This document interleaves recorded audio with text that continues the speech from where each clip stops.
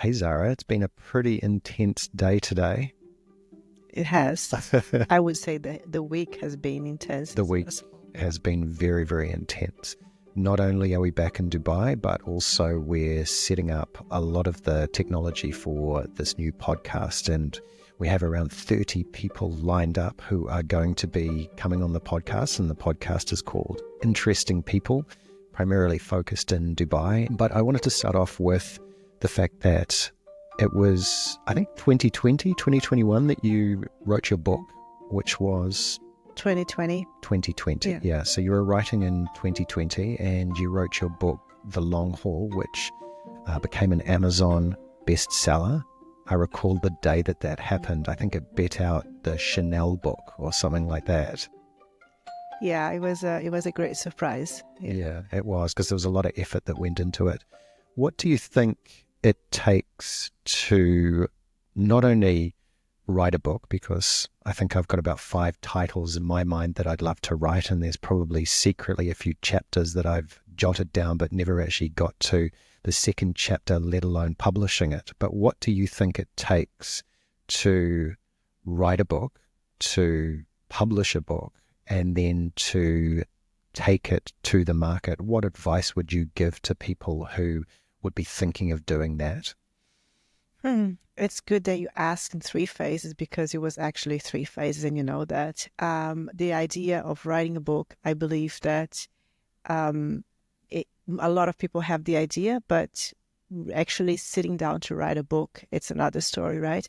And I had encouragement from you, mainly, when I said I would love to write a book, and you said, come on, write it, let's do it. And then COVID came, so I had a lot of time. I resigned from Emirates, and I had all that time. I had all those stories, and I didn't want to lose the momentum. So I started writing, and we were in Italy at that time, and it was winter, so I had time. I had a lot of nostalgia. I had a lot of emotions coming through me, and I was like, okay, this is a great time to do it. So that was part 1. Publishing was a different story. I had to learn so much because I had to publish it myself. So I need to look for editors. I need to do the whole research, and I had to learn a lot to be able to publish it on Amazon. You helped me a lot with the behind the scenes and selling it on Amazon and everything. And it's a lot of work, right? That whole thing took like 1.5 years up to 2 years. And it was hard enough writing a book, but I would say it was even harder, that whole part that was not a lot of fun. It was a lot of learning, but it was difficult. And then publishing and having the book, I remember the day that I got a box delivered to our house, and, with the books published, and it's like, oh my gosh, it's real, right? Because until then, it didn't feel real. So having a box of books published and ready in front of you, it's like, wow. Oh my gosh, people are going to actually read this. And you said that you worked for an airline. So the book is primarily around your time that you worked for an airline. Is that right? Yes, the 13 years and a half that I worked for Emirates. I don't say the name Emirates in the book, but everyone knows here, and so it's okay. And I only talk about positive experiences. So I was very grateful for Emirates. I was grateful for having that experience in Dubai and traveling the world. And yeah, there's nothing negative about it.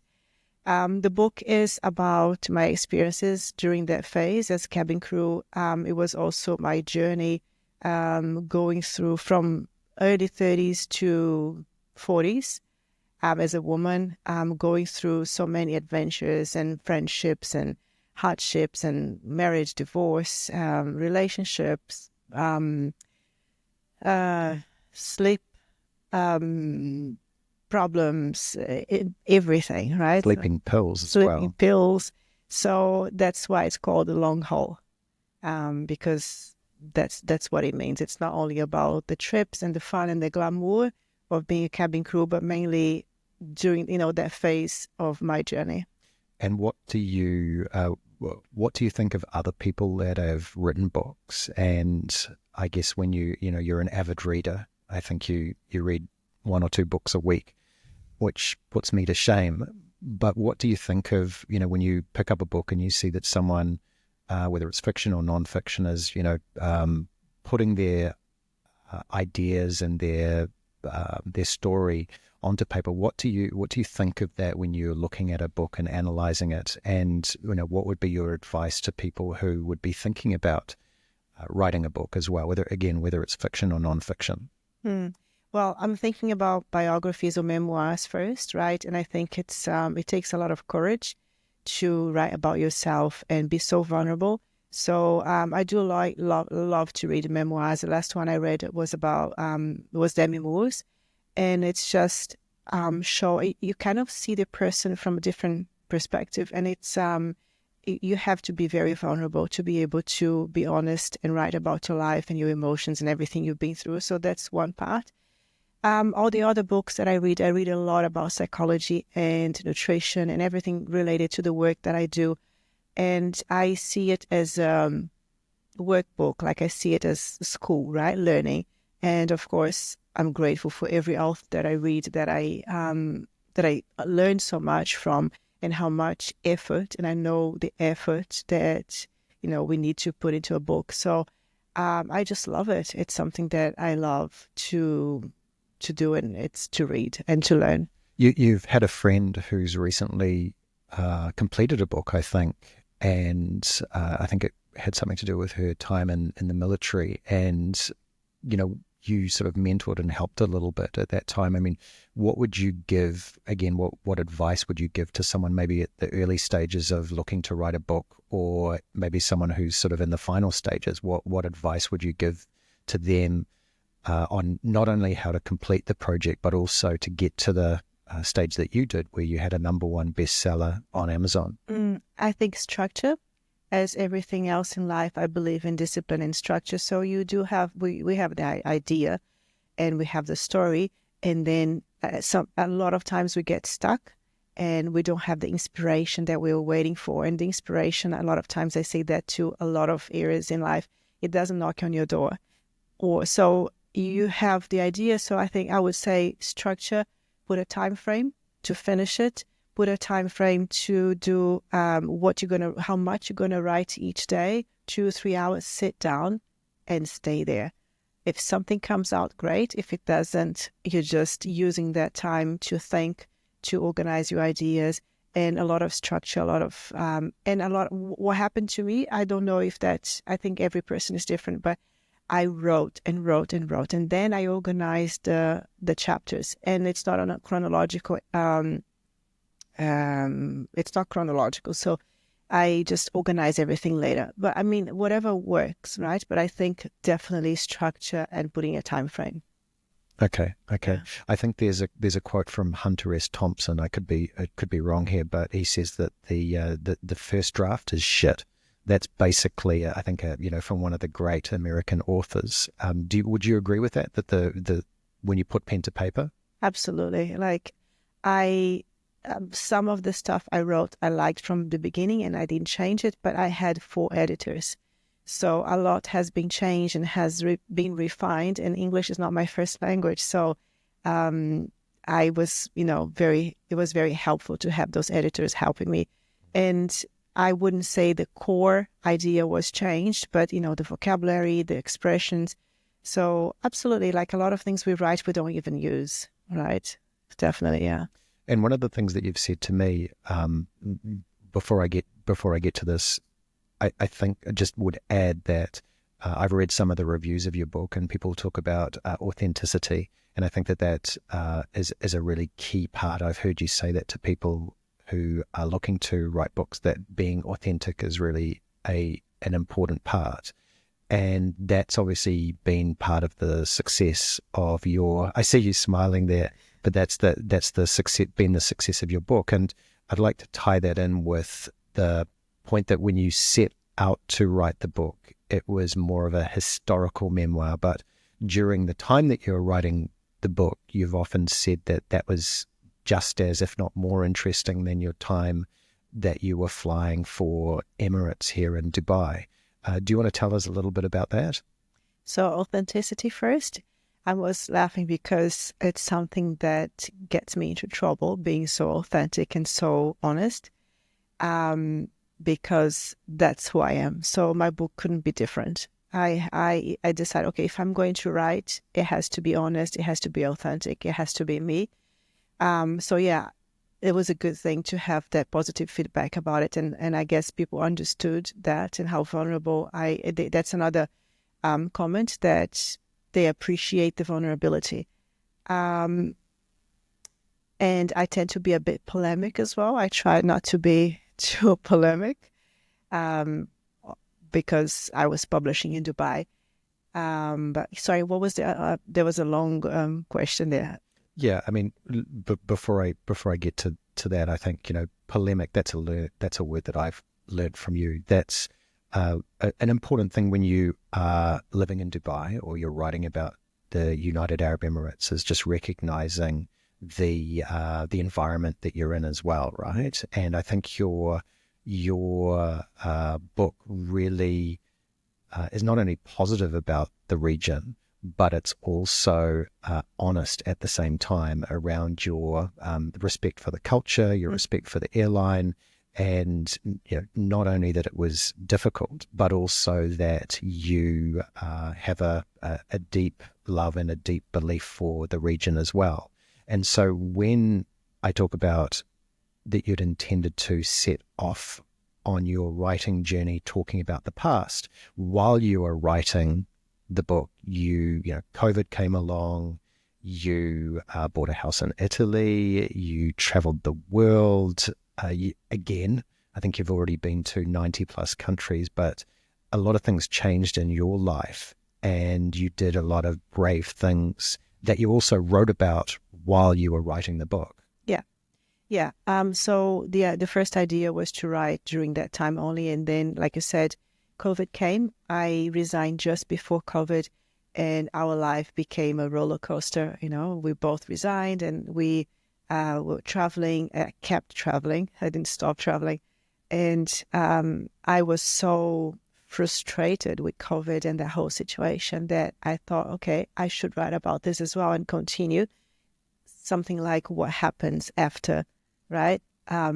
This story. So I did write about COVID and our journey through COVID, living in New Zealand, buying a house in Italy. That was actually my second dream after writing a book, was to have a house in Italy, and that's another subject for another podcast. Yeah, and I think that would be great to have a session maybe in the near future around talking about actually what is it like to purchase a property in Italy and that whole process, because it was almost like a comedy, drama, horror, all put together, action movie, all put together. Yeah, we definitely should, and that would probably take an hour and a half at least.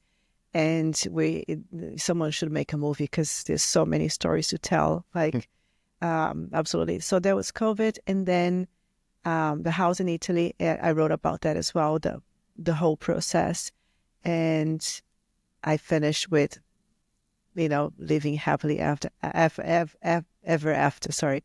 You even have a painting in your place in Italy, right, that says, "And she lived happily ever after." Dot. To be continued. Yeah, to be continued. And that's how the book finishes. But it's just to give it's actually how and where I wanted to end that stage, because I see my life as stages, and Emirates and working as a cabin crew was one stage, and then resigning and changing my life completely and being in a relationship, and it was a different stage. Buying the house in Italy, another stage. So, and it was one of the best things I have ever done, was to have make that decision. I've observed both boys, men, girls, ladies asking you some consistent questions. One of them is, how do I get involved or become a cabin crew and work for an airline? Because obviously it's a very glamorous but challenging life. And two, relates to people who are cabin crew. I mean, obviously the United Arab Emirates, I don't know how many cabin crew are actually based in Dubai. Do you know? Around 20 something thousand. Wow. It changes. Is that 20,000 staff at Emirates or 20,000 cabin crew? Okay, wow. Yeah. So there's 20,000 cabin crew here in Dubai, and there's a big community there. And one of the other questions you get asked is, how do you exit Emirates and make a new life for yourself? I don't think we necessarily have time to go into how to get a job there, but you have a fantastic story. I think it's in the book, actually, isn't it? About your push and persistence to be able to become cabin crew. We don't have time for that today, but the transitioning from what is effectively a role that's like the police, army, fire. It's, you have your circadian rhythm is messed up with sleep. It's high stress environment, multiple time zones. You live the life. What is the advice that you give to people looking to exit that type of role and move into normal life? In fact, correct me if I'm wrong, the cabin crew, there's cabin crew and there's everyone else, or there's a terminology that you use for everything? Say normal life. Normal life. Like how to move to, yeah. It's extremely difficult, especially if you're doing that for 10, 13 years, like, as such as my case. If you're doing that for a year or two, it's not as hard, but I think it takes a lot of courage to exit because, a lot of us, I know I studied psychology, my background is psychology. I did HR. I worked with something completely different in Brazil. And then after 13 years, you're out of the market in that area. So I was like, okay, what am I going to do now? And that's what we all go through. What's next? So a lot of what I see is a lot of us start something new, a new business, a new story. I started working as integrative nutrition therapist using my psychology background. So basically, in my case, I put together I did my Ikigai, and that's another Venn diagram story as well, isn't it? Yeah. Yeah. So basically, I put together what do I actually love to do in life? What do I know to add that to my that passion? And how can I start where I am? So in Dubai.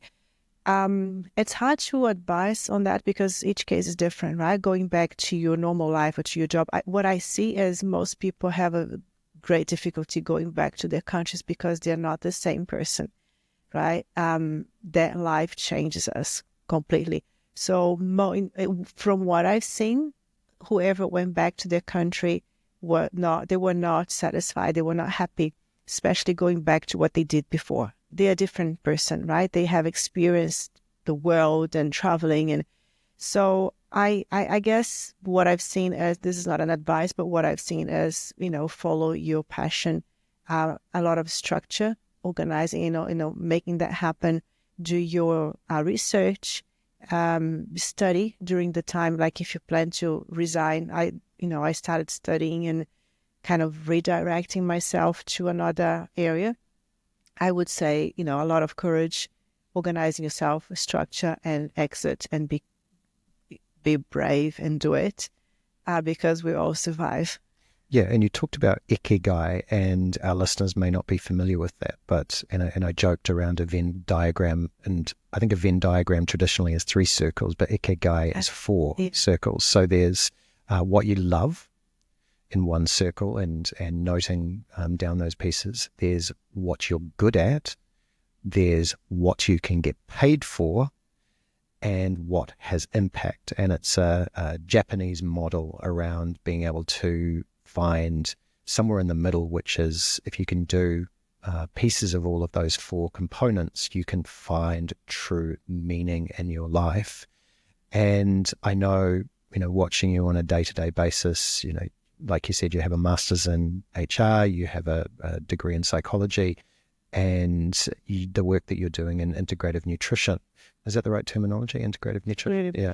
That brings you real joy when you're working with corporates and when you're working with your clients as well. From your perspective, if you look at the process of defining what you wanted to be and then applying it, and you live between Italy or we live between Italy and Dubai. We have a place in Dubai, we have a place in Italy. What do you see are the challenges for people who have traveled so much, and then you look in the current scenario where there's remote work, there's in-person work? What would you say are the challenges for you in managing the roles and work that you do across two separate, very different cultures? The United Arab Emirates, which is, there's so many cultures here. Obviously, there's the Muslim component. And then you have, say, Italy, where you also work, where I can't even describe Italy. I mean, it is what it is. I'm kind of like, your questions are very little, so I'm like trying to concentrate on the question itself. And because I want to say this, COVID has a very positive, we got a very positive thing out of COVID, which was remote work, right? And that's why that's possible for me, right? That's how it was possible for me to have clients from Brazil, from Dubai, and be able to have that lifestyle that I love, to travel so much and still work and be connected to my clients, thanks to COVID, and to that understanding that's actually possible to work remotely and have the same professionalism, the same level of productivity, and you just can get it done, and impact as well. And impact, yeah. Yeah. So thanks to COVID. Okay. So extending off that, what would you say are the energy levels when you're working in Italy versus, say, working in the UAE? And how do you find living almost these two opposing lives, yet managing to hold down not just you do corporate work, but you also do client one-on-one client sessions? How do you manage that between such two disparate cultural locations? It's much easier to work when you're in Dubai. The pace here is much faster. Everything happens, and in Italy is slow. Even if I have my clients from here and I'm working with them from Italy, I'm slower. And the time that we're in Italy, time just moves differently. It's all about eating out, drinking a bit of wine, things that I don't actually do in Dubai. So everything changes. I would even say that I'm a different person there. My outlook in life and the way I move and the way I behave is very different. And that was, my mom told me that. So I think she's someone who really knows me well. It's really hard to be productive after a big lunch of pasta and a few glasses of wine. And that doesn't happen in Dubai. So Dubai, I have a very structured life. Get up at 6 o'clock, and we have all the activities that we do every day, and even on the weekends. And it's like, bah, bah, bah. Now in Italy, it's a bit different. So working from there is a bit more challenging, but it's still doable. And then there's also the time difference, right? Of course, I don't have clients in Italy because my Italian is not that good yet. But then adjusting, making sure it's not right after lunch. One of the stories in your book relates to how persistent you were to getting the role at Emirates, and I think it involved wearing a white suit and turning up to the interviews. Again, whether you want to tell that now or it's a story for another day, what would you say to people? I mean, you and I know that we get asked a lot about, how do I move to Dubai? How do I come here? How can I make a life here? It's you could argue that it's one of the global poster childs for success and opportunity in the modern age. What advice would you give to someone, whether it's, you have a son who's 26 years old, I have kids who are teenagers, all the way up to, people in their 40s and 50s who are moving here. What advice would you give to someone wanting to move to the United Arab Emirates? Well, one thing, I am very good at giving advices, but I know that's not a good thing to do. And I'm told that, I get a lot of advice. I get a lot of advice from you. But you ask me. I think that I have been always very persistent about the things that I wanted in life. And I think that almost everything is possible. And moving to Dubai, or, I came to Dubai.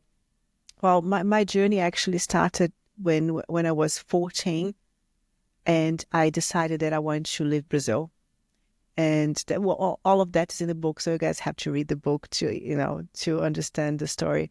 But anyhow, making it very simple, I decided for myself at 14 that I did not belong in Brazil, and the world was the place for me to be. I did not know how that was going to happen, but the how doesn't really matter as long as you have that desire and that fire inside you that you want something different. I think that's the first thing, to have that fire and that desire to change your life. Then a lot of work, right? And how am I going to do this? And just be brave to do it and to make changes. And there's a lot that doesn't go according to how we plan. Sometimes we don't even have a plan. And I have learned at this point in my life now that a lot of times you don't have a plan, or you don't have something very palpable or structure, but you just need to start start, and then things will fall into place when you really put the hard work, and if it's meant to be. You said it started at 14. That was when you moved to the US, right? Yeah, that's when I decided that I wanted to learn English and I wanted to move out of Brazil. And How did you learn English? I was still learning. So being an exchange student and doing high school in the US and going through an exchange program was my way that I found at 14 to leave Brazil and start. And for me, that was opening the first door. But you also learned it through TV programs and singing, right? I started learning through watching movies and reading and listening to music. And, I just wanted to, I wasn't so sure how, but I just wanted to have a different life. And how that was going to be, I wasn't quite sure, especially when you're 14. It's very difficult to make a decision like that. But then after that, everything I got all other doors that I needed to open and just go for it. And it was coming to Dubai as well. I left a very stable job in Brazil. My son was a teenager. Being a cabin crew was something that I never thought about doing. I had not been to Dubai. I didn't know anything about that role or that job or that lifestyle. And it's like, okay, well, I'm going to go. And that has to work. And made it work for 13 years. So I think it's about reinventing myself.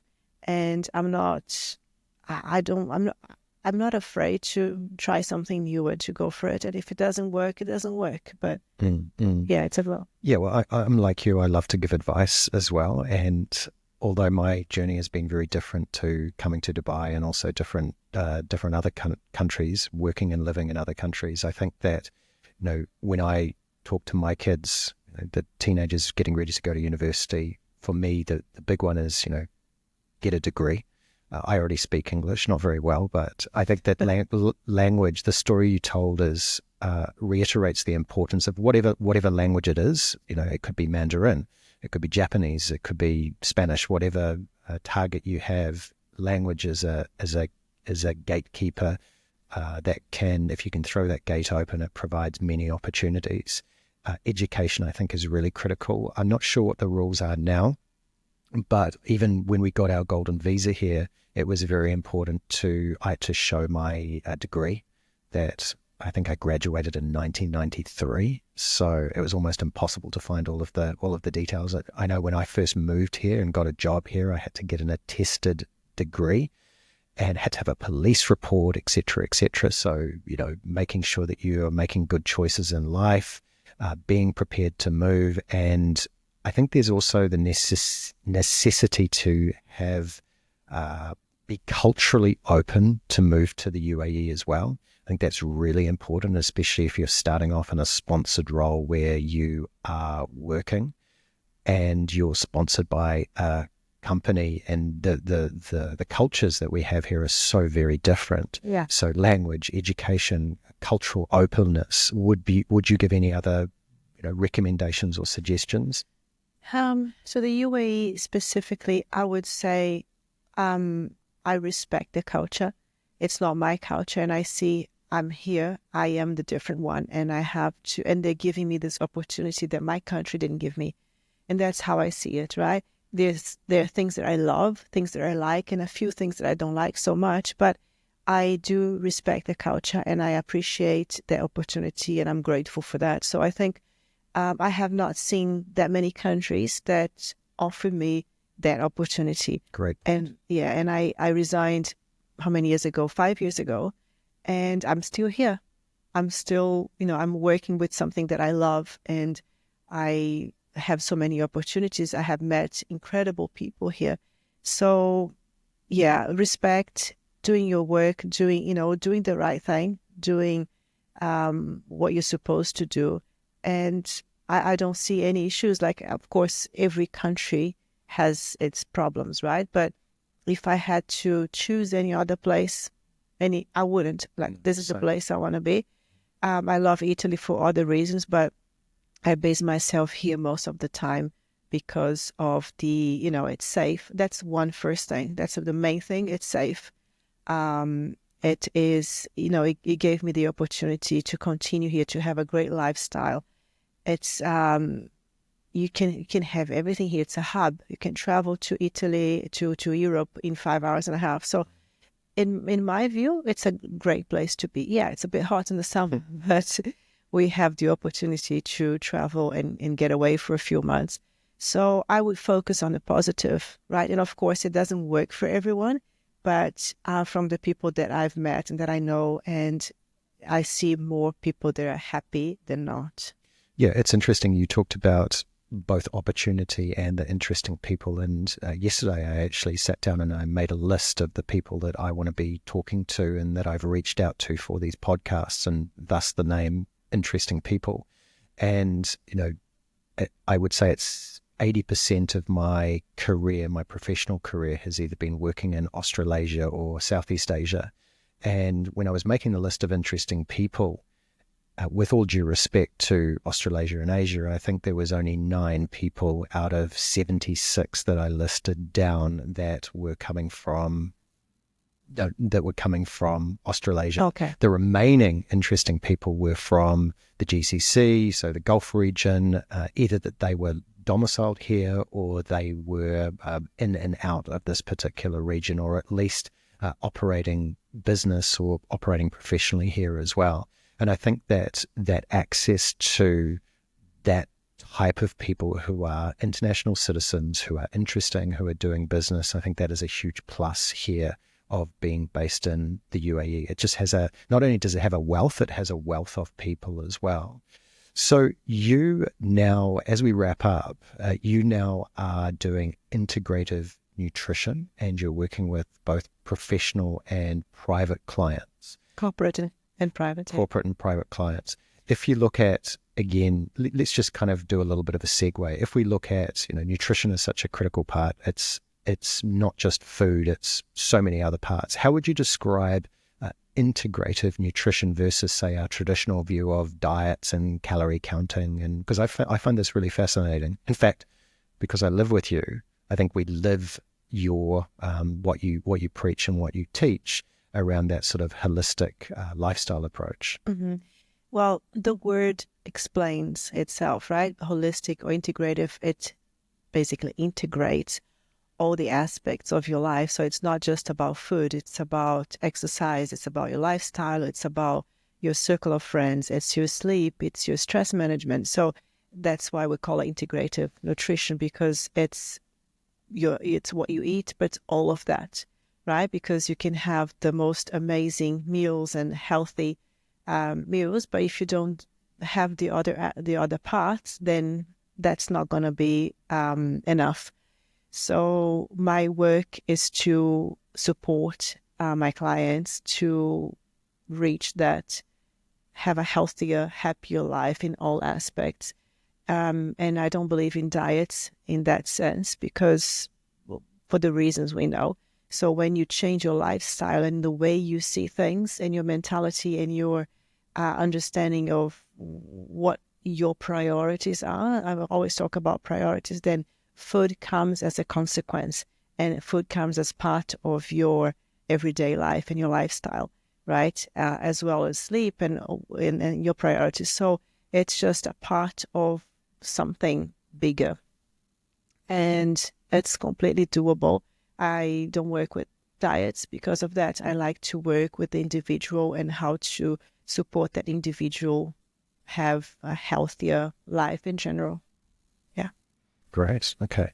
Well, it's pretty easy for me to comprehend because I get told when I should go to bed, which is about 10 o'clock. I get told what to eat. I get told when to wake up, and I get told when to exercise.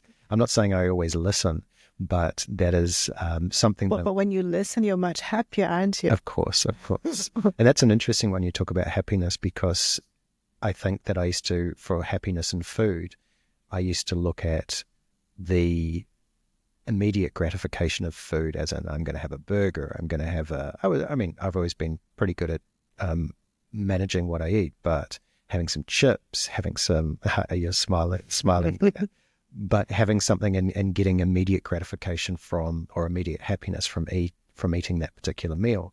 But one thing I've learned with this holistic approach is that you don't need to have that immediate gratification. In fact, if you take a slightly different approach and you look at food from a nutritional value, what happens is you have a more balanced level of happiness from the food that you eat.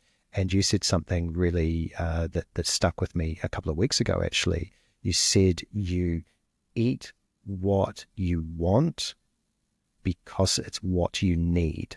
And I think that's a really cool quote, because when you get to that point where you're eating good food that you want to eat that, and it's actually what your body needs, you're reaching that zenith of happiness around food, because you're getting the nutritional requirements from the food. You're not having those highs and lows, and you don't feel as though you are, there's no guilt, and you don't feel as though you're holding back on you don't feel like you're missing out on anything. No, absolutely not. Yeah.